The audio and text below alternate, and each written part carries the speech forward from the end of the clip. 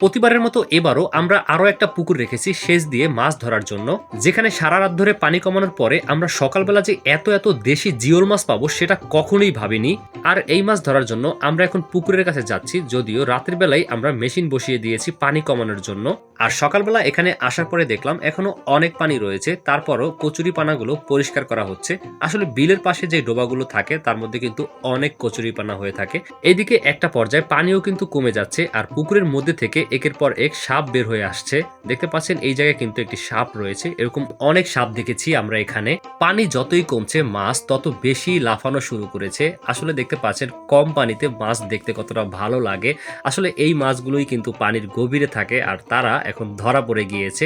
দেখতে বেশ ভালো লাগতেছে, এত বড় বড় মাছগুলো চোখের সামনে হচ্ছে পানির মধ্যে ছোটাছুটি করতেছে।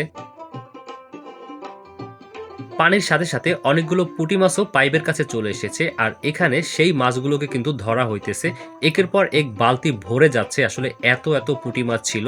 আর গ্রামের এই খালের বিলের বা হচ্ছে পুকুরের যে পুঁটি মাছগুলো এগুলো কিন্তু অনেক স্বাদ হয়ে থাকে। আর সবাই মিলে গ্রামের পুকুরে মাছ ধরার মধ্যেও কিন্তু একটা আনন্দ রয়েছে।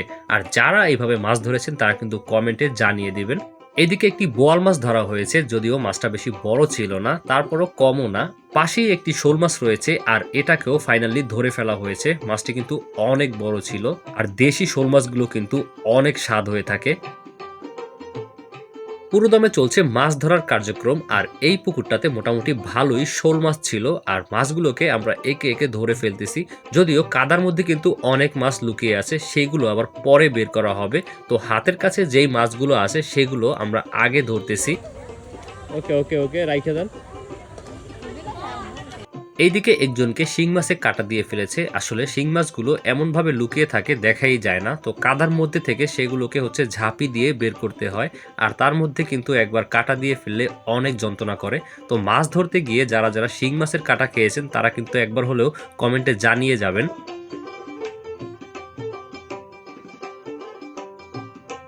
এইদিকে একটি শলা চিংড়ি মাছ পাওয়া গিয়েছে, যদিও মাছটা বেশি একটা বড় ছিল না, হয়তো আর কিছুদিন থাকলে একটু বড় হতো। তবে বেশ ভালো লাগতেছে যে গ্রামের পুকুরে এইভাবে সবাই মাছ ধরতেছে। বেশিরভাগই যারা শহরে থাকে তারা আসলে এই বিষয়গুলো বেশ মিস করে, বাট শহরে থেকে গ্রামের মাছ ধরার এই বিষয়গুলো দেখতেও অনেক ভালো লাগে। পুরো এক রাত ধরে পানি কমিয়ে সকালবেলা মাছ ধরতে ধরতে একদম বিকেল হয়ে গিয়েছে, আর একটা পর্যায়ে এই মাছ ধরার সমাপ্তি ঘটেছে। দেখতে পাচ্ছেন ঝুড়ি ভর্তি সব টাকি মাছ, শোল মাছ, আর এই মাছগুলোকে পানি দিয়ে পরিষ্কার করা হচ্ছে।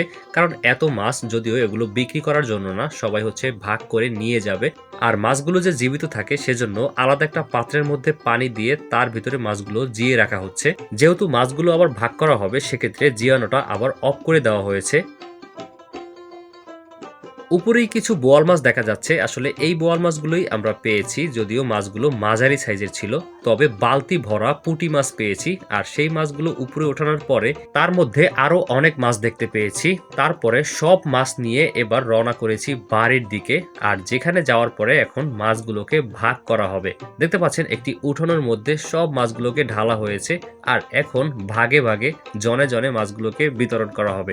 সত্যি কথা বলতে মাছ ধরা এবং মাছ ধরা দেখা দুইটার মধ্যেই কিন্তু একটা ভালো লাগা রয়েছে, তাই আপনাদের মাঝে এই ভিডিওটা শেয়ার করেছি যাতে দূর থেকে আপনারা দেখতে পারেন এবং গ্রামের মাছ ধরার ফিল নিতে পারেন। ভালো থাকবেন সবাই, দেখা হবে নতুন ভিডিওতে। আল্লাহ হাফেজ।